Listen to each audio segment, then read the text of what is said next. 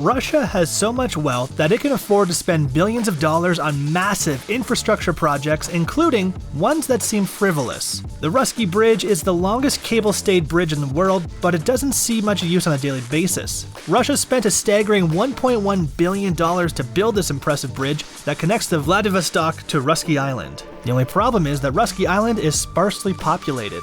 Only 5,360 people actually live there, so Russky Bridge was called a vanity project by many people when it was proposed. Here's why Russia built a billion-dollar bridge to nowhere. The record-breaking bridge crosses the Eastern Bosphorus Strait and connects Vladivostok, which is the second largest city in the Russian Far East, to the sparsely populated Russky Island. This impressive Russian mega-project was a challenge to build, and it certainly didn't come cheap. Engineers worked tirelessly to design the stunning bridge, and construction workers spent thousands of man-hours building the bridge as quickly as possible. It would be fair to say that Russia's bridge to nowhere is an engineering marvel. The massive pylons that support the cables stand 390.2 meters tall and required 20,000 meters of concrete mix to build. The staggering height of the pylons means that the Russky Bridge is also one of the tallest bridges in the world. The sheer size of this mega project makes you wonder why Russia would build such an engineering feat in a place so barren. The Russky Bridge was built to serve the 2012 Asia-Pacific Economic Cooperation Conference. The summit, which aims to promote free trade between Pacific Rim nations, was held at Far Eastern Federal University on Russky Island. Surprisingly, this is not the only cable-stayed bridge that Russia built in preparation for the summit. The Zolotoy Bridge, which connects Vladivostok to the Turkin Cape, was completed just months before the summit as well.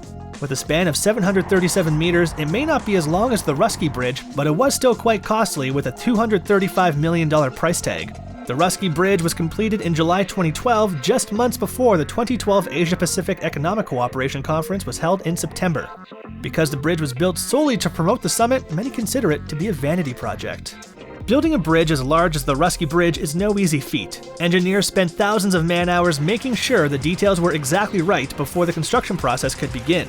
The added stress of completing the bridge before the summit didn't make things easier. To build the foundation of the bridge, 77-meter deep piles were driven below ground to support the large 320.9-meter A-shaped pylons on each side of the cable-stayed roadway. The pylons were concreted using custom self-climbing forms in pours of 4.5 meters. Because of the massive size of the bridge, a crane was required to complete the first 3 pours. The cables that stabilize the bridge are 579.8 meters long, and they are colored red, white, and blue in honor of the Russian flag. At night, the huge pylons are illuminated with bright light to give the appearance of a giant Russian flag draped over the bridge. Builders also faced numerous weather-related difficulties during construction. The inclement weather meant that completing the megastructure was much more difficult than building a bridge in a locale with a milder climate. Construction workers faced wind speeds of 36 meters per second, which resulted in 6-meter-high waves. The ice in the Eastern Bosphorus Strait can reach a thickness of 70 centimeters, and temperatures in winter can plummet to minus 31 degrees Celsius. Imagine carrying ice-cold rebar and dealing with bone-chilling winds. Jobs don't get much tougher than that. Building the bridge in the summer months was also very challenging. Imagine working a labor-intensive job in blistering heat. I bet those workers needed a lot of sunscreen. Temperatures in Vladivostok can reach 33 degrees Celsius in summer months. The extreme weather conditions surely took a toll on workers. So much material was needed to build the bridge that over 1,300 meters of railway track was built to transport it all. 2 huge production facilities were built in preparation for construction, one on Russky Island and another on Nazimova Peninsula. Thousands of builders worked tirelessly to construct the bridge, and many actually lived on site in living quarters during the process. All that hard work really builds up an appetite, so naturally there were canteens built on site as well to feed all the hungry workers. Office buildings, welding workshops, laboratories, and concrete mixing plants were also built on site. More than 900 meters of viaducts were built to provide an approach to the bridge, and the concrete and steel viaduct columns range in height from 9 to 30 meters high. 1.5 million cubic meters of dirt and rock were moved to build the construction sites on each side of the Eastern Bosphorus Strait, and state-of-the-art Russian cranes and equipment were used in the building process. The project began in 2008, and in just 4 short years, the bridge was finished. The bridge was officially named Russky Bridge on September 2, 2012, which was just 1 week before the 2012 Asia-Pacific Economic Cooperation Conference. Russia spent $1.1 billion to build the Russky Bridge, but that's just a small part of the financial picture. The $1.1 billion construction cost was part of a larger $20 billion investment in the area. The massive investment also included the aforementioned Zolotoy Bridge and a brand new Far Eastern Federal University campus. Other than the university, there really isn't much going on Russky Island. Only 5,360 people actually live on Russky Island, which led many locals to wonder why such a huge bridge was being built at such an exorbitant cost. Russky Bridge has 4 lanes total, 2 going in each direction, and the bridge can handle 50,000 cars per day. However, it sees nowhere near that amount of traffic. Boats and ferries had no problem meeting the transportation needs of residents and visitors before the bridge was built. The high cost to maintain the bridge seems excessive considering only a few thousand cars and tourist buses actually use the bridge. Russky Island may not literally be nowhere, but it's about as close as you can get. Before the bridge was built, many locals were worried about the potential impacts. Some locals thought it was unnecessary and complained about the environmental impact, but others were looking forward to a bustling economy and increased tourism. The long-term goal of the Russky Island Bridge project was to turn the area into a tourism hotspot, but so far, that hasn't really happened. Tourism has definitely increased, but not to the extent that 50,000 vehicles are crossing the bridge every day.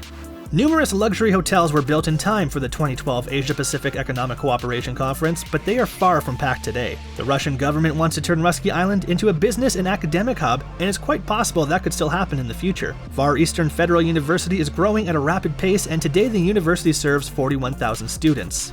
Studying at the Russky Island campus must be very relaxing. Imagine being able to earn a top-notch university education on a sparsely populated island. Studying would be much less stressful without the loud noises of a major city. Far Eastern Federal University's Russky Island campus is used to hold conferences fairly frequently, so it is not as if the Russky Bridge is a total waste. Russky Bridge may be a waste now, but there is still hope that it could become a vital piece of infrastructure in the future. One such conference that is held at Far Eastern Federal University is the annual Eastern Economic Forum. It is nowhere near as large as the Asia-Pacific Economic Cooperation Conference, but it is attended by many high-profile visitors. Russia has money to spend, so expect to see plenty more mega projects in the future, even if some of them seem like a complete waste. Russia is currently in the midst of a massive infrastructure overhaul. The country could look very different in only a few years. Natural gas company Novatek is building a massive Arctic terminal on the coast of the Gaidin Peninsula. The $2.2 billion Utrini terminal will handle more than 40 million tons of liquefied natural gas, and that's just the tip of the iceberg. No pun intended. Russia is also spending $96 billion to modernize and revamp the country's highways, airports, railways, and ports. Prominent projects that are part of this investment include the Moscow-Nizhny Novgorod Railway, Zubga-Sochi Motorway, and the Berengovsky Port. There are also plans to spend $47 million to revamp Pevek Airport, which is the northernmost airport in Russia. The Moscow-Nizhny Novgorod Railway will transport passengers over 400 kilometers. There are also plans in place to build a high-speed rail from Moscow to St. Petersburg. That's 1,100 kilometers of railway track total. That's it, folks. Have you ever traveled across the Russky Bridge? Are you inspired to visit Russky Island in the future to see this engineering marvel up close and personal? Are you surprised the bridge was completed on time despite the harsh weather conditions? Let us know in the comments below, and be sure to like and subscribe if you enjoyed this video.